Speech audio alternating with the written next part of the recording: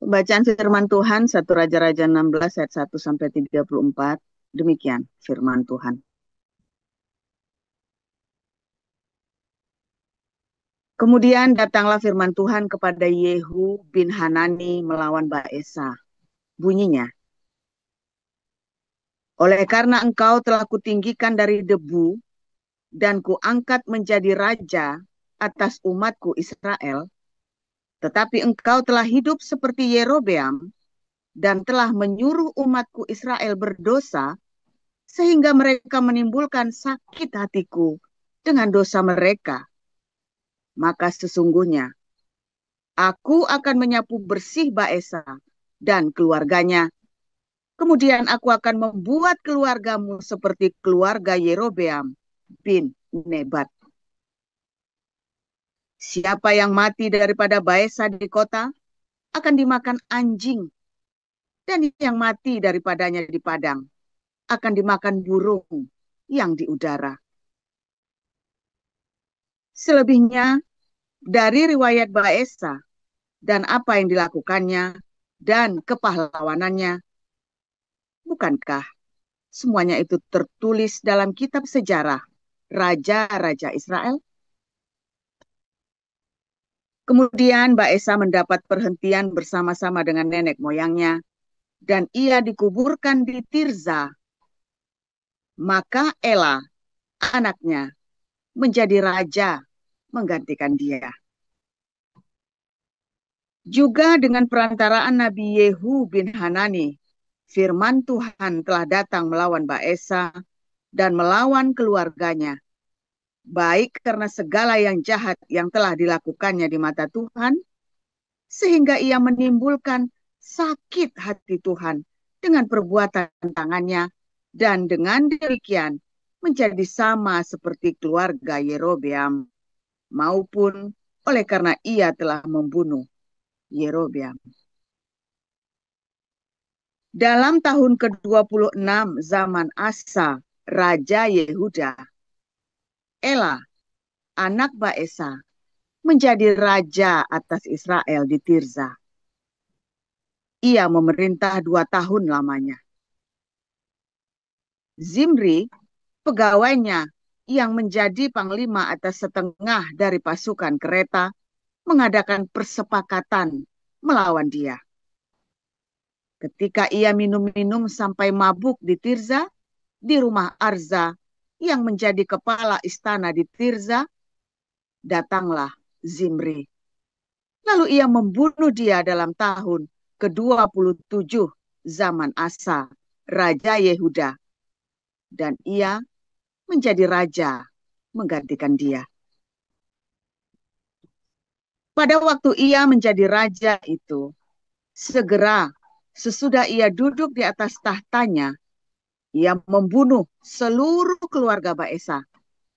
Tidak ada seorang laki-laki pun daripadanya yang ditinggalkannya hidup, juga kaumnya dan teman-temannya. Demikianlah Zimri memunahkan seluruh keluarga Baesa sesuai dengan firman Tuhan yang diucapkannya kepada Baesa dengan perantaraan Nabi Yehu, oleh karena segala dosa yang telah dilakukan Baesa dan Ela, anaknya, yang mengakibatkan orang Israel berdosa pula, sehingga mereka menimbulkan sakit hati Tuhan, Allah Israel, dengan dewa-dewa kesia-siaan mereka. Selebihnya dari riwayat Ela dan segala yang dilakukannya, bukankah semuanya itu tertulis dalam kitab sejarah Raja-Raja Israel? Dalam tahun ke-27 zaman Asa, Raja Yehuda, Zimri menjadi raja. Ia memerintah 7 hari lamanya di Tirza, sedang rakyat berkemah mengepung Gibeton yang termasuk wilayah orang Filistin. Setelah rakyat yang berkemah itu mendengar orang mengatakan, Zimri telah mengadakan persepakatan dan ia pun telah membunuh raja. Maka pada hari itu juga, di tempat perkemahan, seluruh Israel menobatkan Omri, panglima tentara, menjadi raja atas Israel. Kemudian Omri dengan seluruh Israel maju dari Gibeton dan mereka mengepung Tirza. Segera sesudah Zimri melihat bahwa kota itu telah direbut, masuklah ia ke dalam puri istana raja, lalu membakar istana raja itu. Sedang ia sendiri ada di dalamnya dan ia mati. Oleh karena dosa-dosa yang telah dilakukannya dengan melakukan apa yang jahat di mata Tuhan, serta hidup menurut tingkah laku Yerobeam dan menurut dosa Yerobeam yang mengakibatkan orang Israel berdosa pula. Selebihnya dari riwayat Zimri dan persepakatan yang diadakannya, bukankah semuanya itu tertulis dalam kitab sejarah Raja-Raja Israel? Pada waktu itu bangsa Israel terbagi dua. Sebagian dari bangsa itu mengikuti Tibni bin Ginat dan bermaksud mengangkat dia menjadi raja. Dan sebagian lagi mengikuti Omri. Tetapi rakyat yang mengikuti Omri lebih kuat daripada rakyat yang mengikuti Tibni bin Ginat. Sesudah Tibni mati, maka Omri menjadi raja. Dalam tahun ke-31 zaman Asa, Raja Yehuda, Omri menjadi raja atas Israel. Dan ia memerintah 12 tahun lamanya. Di Tirza, ia memerintah 6 tahun lamanya. Kemudian ia membeli gunung Samaria daripada Semer dengan 2 talenta perak. Ia mendirikan suatu kota di gunung itu dan menamainya Samaria menurut nama Semer, pemilik gunung itu. Omri melakukan apa yang jahat di mata Tuhan. Dan ia melakukan kejahatan lebih daripada segala orang yang mendahulunya. Ia hidup menurut segala tingkah laku Yerobeam bin Nebat dan menurut dosa Yerobeam yang mengakibatkan orang Israel berdosa pula sehingga mereka menimbulkan sakit hati Tuhan, Allah Israel, dengan dewa-dewa kesia-siaan mereka. Selebihnya dari riwayat Omri, apa yang dilakukannya dan kepahlawanannya, bukankah semuanya itu tertulis dalam kitab sejarah Raja-Raja Israel? Kemudian Omri mendapat perhentian bersama-sama dengan nenek moyangnya. Dan ia dikuburkan di Samaria. Maka Ahab, anaknya, menjadi raja menggantikan dia. Ahab, anak Omri, menjadi raja atas Israel dalam tahun ke-38 zaman Asa, Raja Yehuda. Dan Ahab bin Omri memerintah 22 tahun lamanya atas Israel di Samaria. Ahab bin Omri melakukan apa yang jahat di mata Tuhan, lebih daripada semua orang yang mendahuluinya. Seakan-akan belum cukup ia hidup dalam dosa-dosa Yerobeam bin Nebat, maka ia mengambil pula Izebel, anak Etbaal, raja orang Sidon, menjadi istrinya, sehingga ia pergi beribadah kepada Baal dan sujud menyembah kepadanya. Kemudian ia membuat mesbah untuk Baal itu di kuil Baal yang didirikannya di Samaria. Sesudah itu, Ahab membuat patung Asyera dan Ahab melanjutkan bertindak demikian sehingga ia menimbulkan sakit hati Tuhan, Allah Israel, lebih dari semua raja-raja Israel. yang mendahuluinya. Pada zaman itu, Hiel, orang Betel, membangun kembali Yeriko dengan membayarkan nyawa Abiram, anaknya yang sulung.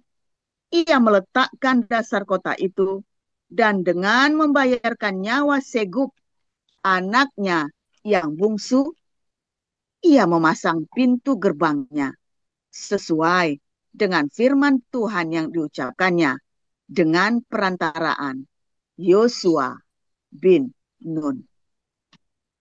Demikian. Efesus pasal 6. Hai anak-anak, taatilah orang tuamu di dalam Tuhan, karena haruslah demikian. Hormatilah ayahmu dan ibumu. Ia adalah suatu perintah. Ini adalah suatu perintah yang penting seperti yang nyata dari janji ini, supaya kamu berbahagia dan panjang umurmu di bumi. Hai kamu bapak-bapak, janganlah bangkitkan amarah di dalam hati anak-anakmu, tetapi didiklah mereka di dalam ajaran dan nasihat Tuhan. Hai hamba-hamba, taatilah Tuhanmu yang di dunia dengan takut dan gentar dan dengan tulus hati, sama seperti kamu taat kepada Kristus. Jangan hanya di hadapan mereka saja untuk menyenangkan hati orang, tetapi sebagai hamba-hamba Kristus yang dengan segenap hati melakukan kehendak Allah, dan yang dengan rela menjalankan pelayanannya seperti orang-orang yang melayani Tuhan dan bukan manusia. Kamu tahu bahwa setiap orang, baik hamba maupun orang merdeka, kalau ia telah berbuat sesuatu yang baik, ia akan menerima balasannya dari Tuhan. Dan kamu tuan-tuan, perbuatlah demikian juga terhadap mereka, dan jauhkanlah ancaman. Ingatlah bahwa Tuhan mereka dan Tuhan kamu ada di sorga, dan ia tidak memandang muka.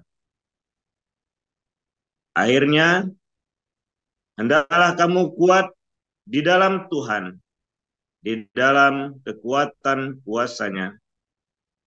Kenakanlah seluruh perlengkapan senjata Allah, supaya kamu dapat bertahan melawan tipu muslihat iblis. Karena perjuangan kita bukanlah melawan darah dan daging, tetapi melawan pemerintah-pemerintah, melawan penguasa-penguasa, melawan penghulu-penghulu dunia yang gelap ini, melawan roh-roh jahat di udara. Sebab itu, ambillah seluruh perlengkapan senjata Allah, supaya kamu dapat mengadakan perlawanan pada hari yang jahat itu, dan tetap berdiri sesudah kamu menyelesaikan segala sesuatu. Jadi, berdirilah tegap, berikat pinggangkan kebenaran, dan berbaju zirahkan keadilan. Kakimu berkasutkan kerelaan untuk memberitakan Injil damai sejahtera. Dalam segala keadaan, pergunakanlah perisai iman, sebab dengan perisai itu kamu akan dapat memadamkan semua panah api dari si jahat. Dan terimalah ketopong keselamatan dan pedang roh, yaitu firman Allah. Dalam segala doa dan permohonan, berdoalah setiap waktu di dalam roh, dan berjaga-jagalah di dalam doamu itu untuk permohonan yang tidak putus-putusnya untuk segala orang kudus. Juga untuk aku, supaya kepadaku, jika aku membuka mulutku, dikaruniakan perkataan yang benar, agar dengan keberanian aku memberitakan rahasia Injil, yang kulayani sebagai utusan yang dipenjarakan. Berdoalah supaya dengan keberanian aku menyatakannya, sebagaimana seharusnya aku berbicara. Supaya kamu juga mengetahui keadaan dan hal ikhwalku. Maka Tikikus, saudara kita yang kekasih dan pelayan yang setia di dalam Tuhan, akan memberitahukan semuanya kepada kamu. Dengan maksud inilah ia kusuruh kepadamu, yaitu supaya kamu tahu hal ikhwal kami, dan supaya ia menghibur hatimu. Damai sejahtera dan kasih dengan iman dari Allah Bapa dan dari Tuhan Yesus Kristus menyertai sekalian saudara.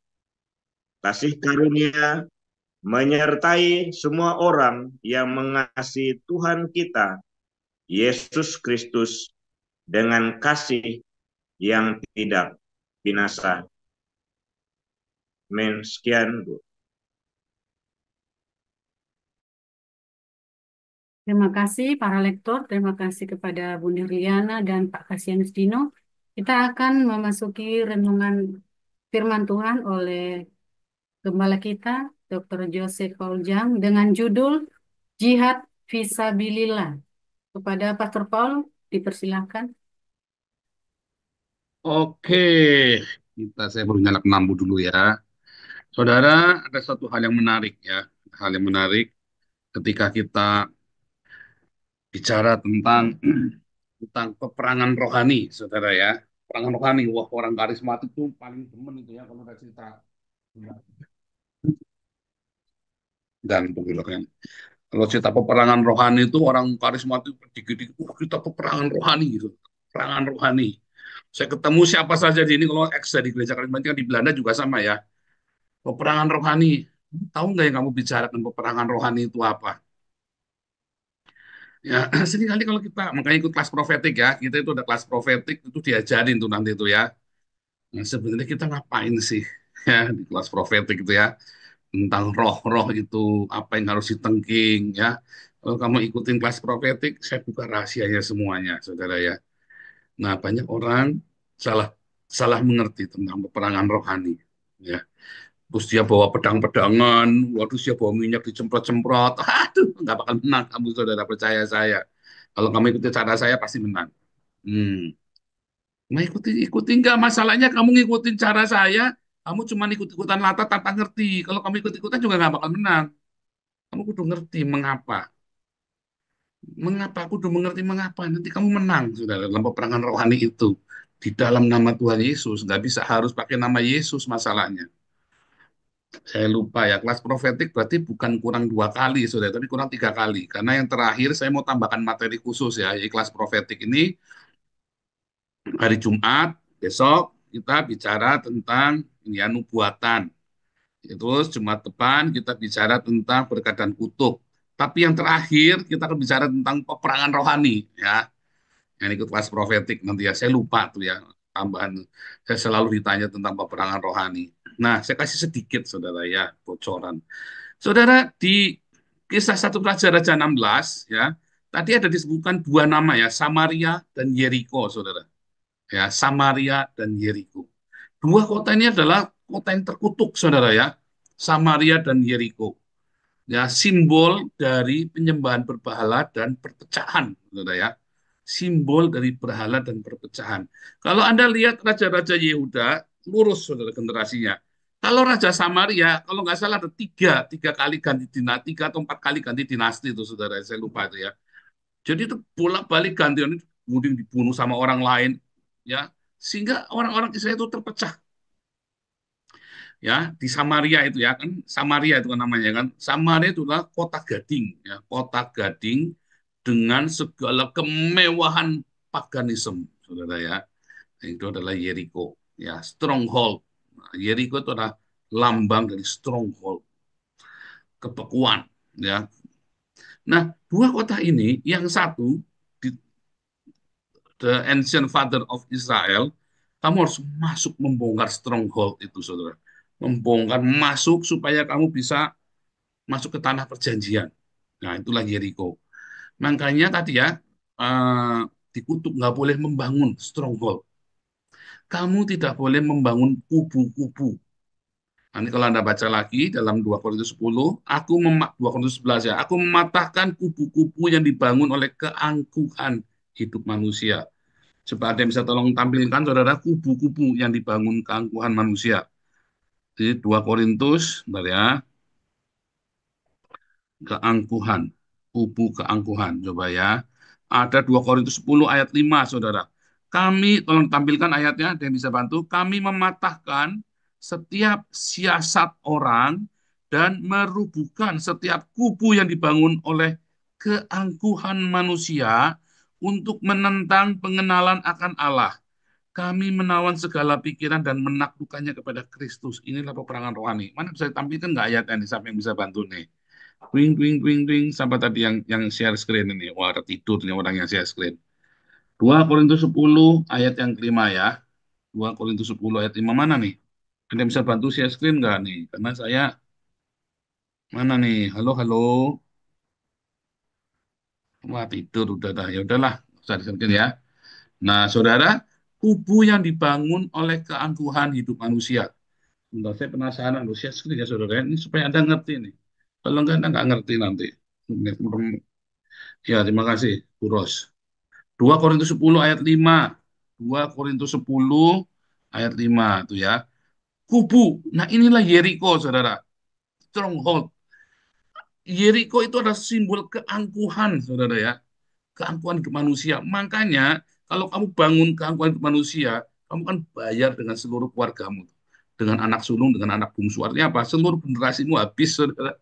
Dengan anak sulung, dengan anak bungsu. Artinya kamu akan rugi. Kalau kamu bangun kalau kamu bangun keangkuhan hidup, gereja yang membangun keangkuhan hidupnya, yang membentengi, apa namanya, liturgi, simbol-simbol demi kebesaran gereja itu. Jangan pikir saya nggak ngerti, saudara. Ketika saya membangun komunitas offline ya, Hagios Den Haag, saya ngerti, saudara. Dan saya tahu bahayanya membangun kubu-kubu, membangun menara Babel, dan apapun tuduhan kalian kepada saya tahu, saudara. Dan saya nggak ngerti, dan kalian nggak usah sok ngajarin saya. Ya, karena saya tahu apa itu kubu-kubu yang dibangun keangkuhan hidup manusia, sehingga orang tidak datang pada Tuhan, tapi datang kepada gereja, datang kepada organisasi gereja, kepada kebesaran nama seseorang. Ya, itulah ya, kubu-kubu itulah Jericho, saudara. Lalu apakah itu Samaria? Terima kasih ya, Bu Ros. Di ayat 24, ayat 24 tadi disebutkan Samaria. Ya, apa itu Samaria? Samaria itu adalah simbol kemewahan dari gereja, saudara. Kemewahan gaya hidup dari pendeta dan gereja. Satu, kubu stronghold. Yang kedua, menara gading. Bukan menara Babel, menara gading. Ketika kalian pengen hidup mewah, ketika kalian pengen ya hidup dalam luxurious ya, itulah sebabnya komunitas kita sederhana, simple, saudara ya. Simple. Kita banyak kasih makan. Itu prioritasnya kita. Ya, saya selalu mengencourage Anda untuk hidup di dalam kesederhanaan. Di dalam kesederhanaan. Walaupun kamu sanggup beli barang mewah, nggak usah. Barang yang sederhana. Bagus itu tidak selalu mahal. Ya, walaupun barang bagus ya ada harganya. Tapi jangan beli barang-barang mewah. Saudara ya. Utamakan hidup sederhana. Bukan pelit ya, sederhana. Memadankan diri. Nggak usah ngoyo. Hidup sederhana. Goblok-gobloknya kamu ngatur keuangan. Kalau kamu hidup sederhana, kamu akan cukup, saudara. Saat goblok-gobloknya kamu ngatur uang. Kan ada orang yang tidak pandai megang uang ya, ada orang yang tidak pandai mengatur keuangan. Saya termasuk orang yang tidak pandai mengatur keuangan, saudara ya. Karena dari kecil nggak pernah pegang uang saya. Jadi orang tua ajari anakmu pegang uang ya. Orang tua kalau kamu mampu, kalau kamu punya uang berlebih, ya, kamu kasih, anakmu kasih nih, misalnya kasih 100.000 satu minggu, kamu kelola atau terserah, ini kamu kelola. Lihat, diajari nabung, diajari berdiakonia sendiri, ya, diajari nabung, diajari beli barang-barang dia sendiri. Kalau kamu punya lebih, ajari anakmu, saudara. Itu adalah ilmu, ya. Bukan diajari pelit, diajari mengelola uang, bukan diajari pelit, saudara. Bukan diajari bukan diajari foya-foya juga, bukan diajari pelit-pelit juga, bukan diajari foya-foya, mengelola uang itu. Untung rugi kalau kamu beli ini, kamu nggak bisa beli itu. Ya, jadi saudara ya, ajari anak-anak saya, karena kita ada tunjangan dari pemerintah ya, maka uangnya tak kasih, langsung tak transfer. Kalau kamu beli ini, kamu nggak bisa beli itu. Oh, beli, beli, beli. Kamu kalau beli ini, kamu nggak bisa beli laptop. Laptop udah rusak. Dan kita nggak mungkin minta-minta sama orang. Dan nggak mungkin beli bekas terus. Yang lama-lama kan kita beli bekas dari dulu ya, laptop selalu beli bekas ya, karena rusak ya. Jadi bilang, kalau kamu beli-beli belanja-belanja terus, beli sepatu bolak-balik beli. Pertama dia kaget, nggak beli-beli, teman-temannya sepatunya banyak, kamu sepatu tiga saja cukup. Tiga, karena satu untuk winter ya. Satu untuk winter kan beda sama sepatu untuk olahraga. Sepatu sama sepatu harian tiap hari. Sepatu tiga itu cukup. Kalau kita di Eropa nggak mungkin pakai sepatu winter terus panas, saudara ya. Jadi sepatu yang simple, ada sepatu yang buat olahraga, ada sepatu yang buat winter. Punya empat, kadang-kadang sepatu yang buat ke gereja, ya, yang khusus buat ke gereja misalnya. Rata-rata orang sini punya, tapi teman-temannya punya sepatu sampai 10, saudara ya. Nggak perlu kamu sepatu sebanyak itu, buang, belajar buang. Nah, itu ya. Balik lagi ya. Ada Yeriko, sebentar, ini jam berapa nih? Ada Yeriko, ada Samaria. Itulah peperangan rohani. Ya, itulah, kalau Anda lihat tadi ya, raja-raja itu kan saling berperang satu sama lain. Ketika, ya, mengapa gereja itu pecah, saudara? Atau, ya, atau mengapa, ya, gereja yang hidupnya mewah, pendeta-pendetanya, pasti sering pecah. Pecah ya, pecah itu kalau mengundurkan diri beda ya, ya pecah. Dan gereja selalu pecah gara-gara apa, saudara? Rata-rata uang, karena pendeta-pendetanya ingin hidup mewah. Aku ya pengen dapat loh ya, aku ya pengen dapat jatah, ya kan? Coba kalau semua pendetanya mengutamakan hidup sederhana, kalau semua otaknya itu hidup sederhana, itu harus menjadi doktrin yang membentengi kepalamu, saudara. Itu harus menjadi doktrin yang membentengi kepalamu, hidup sederhana.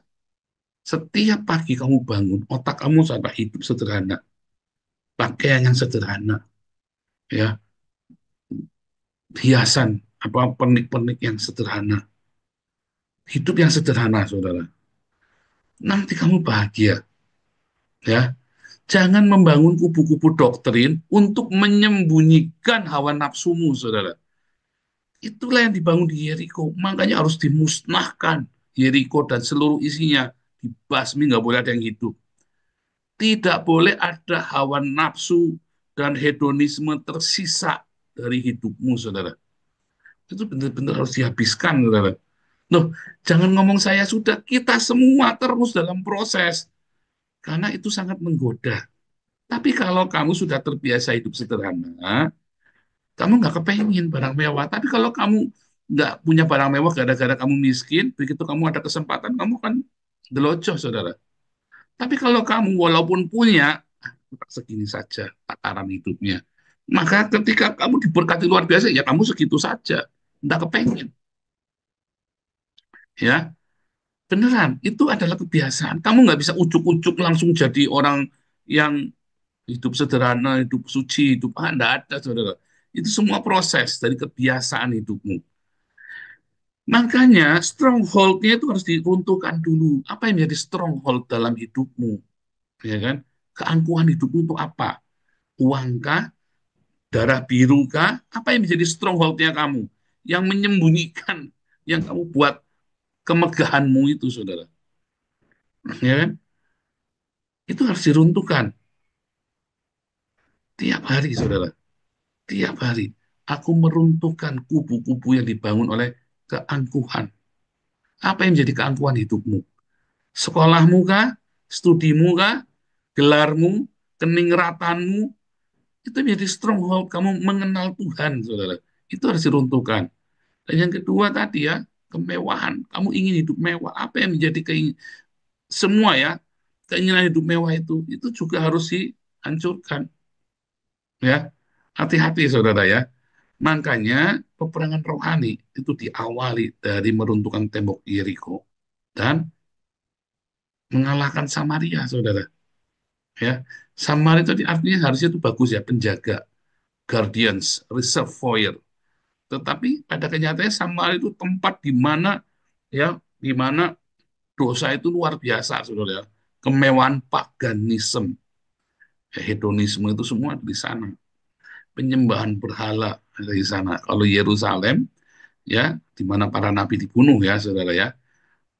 Bait suci itu simbol agamawi, saudara ya. Makanya diruntuhkan juga loh, saudara nama Tuhan ya. Bait suci 2 kali. Artinya semua ritual-ritual keagamaan itu harus diruntuhkan. Itu mulai dari itu peperangan rohani, saudara. Kamu jangan berpikir peperangan rohani itu kamu ngacung-ngacungin pedang-pedangan beli di pasar, ya, sambil percik-percik minyak sayur atau percik-percik minyak baby oil, ya apa mendingan lah pakai minyak zaitun beli di Israel, saudara ya. Tapi kan bodoh kamu persik-persikin begitu, saudara. Enggak seperti itu. Di zaman perjanjian baru, kita masuk dalam realita, ya, realita. Runtuhkan kubu-kubu keangkuhan hidup kita. Dan jangan menjadi penduduk Samaria, ya. Jangan menjadi penduduk Samaria yang hedonisme, yang suka dengan kemewahan. Itu peperangan rohani mulai dari situ. Kalau kamu sudah kalah, kamu tidak akan bisa ke peperangan rohani itu. Bohong. Itu yang suka pakai ayun-ayun pedang segala macam. Bullshit semua itu, saudara. Belajar sama saya. Mengapa saya selalu berkemenangan? Mengapa Tuhan selalu bela saya? Di dalam semua fitnahan, disantet aja nggak mempan, saudara. Ya, kenapa? Karena saya peruntukkan keangkuhan hidup itu, saudara. Dan yang sangat dekat dengan tadi ya, kemewahan-kemewahan, gaya hidup yang mewah. Ya, kita singkirkan dari keluarga, saya bilang nggak usah mewah-mewah, hidup sederhana. Ya, kita aja pakai mobil tua tahun 2009, saudara ya, masih bagus. Ya, yang penting nggak mogok. Kemarin mogok yang masuk bengkel 3 minggu. Ya, kita hidup sederhana, mau ganti janganlah ini saja. Ya, eman-eman karena mobilnya bagus, kuat ya, mobilnya bandel. Kalau kita ganti baru nggak cocok, saudara ya, 18.000 euro harganya. Buat apa? Mobil yang ini aja bagus. Itu contoh ya, saudara ya. Nah, sebetulnya nggak perlu mobil juga kalau kita ada pelayanan-pelayanan. Cuman kalau di Eropa memang naik kereta 200 euro sehari. Kalau berempat, kalau saya naik mobil cuma 50 euro, saudara. Jadi tetap lebih murah. Ya, saudara ingat-ingat, saudara. Keangkuhan hidupmu, apa yang menjadi keangkuhan hidupmu, apa yang ya dan kemewahan hidupmu. Jangan tinggal di dalam kemewahan, jangan tinggal di Samaria, tinggallah di Yerusalem. Tapi hati-hati, jangan sampai bait suci itu mengungkung Tuhan, sehingga kamu terjebak di dalam simbol dan ritual agama. Ya, ingat-ingat itu awal dari peperangan rohani. Tuhan Yesus memberkati.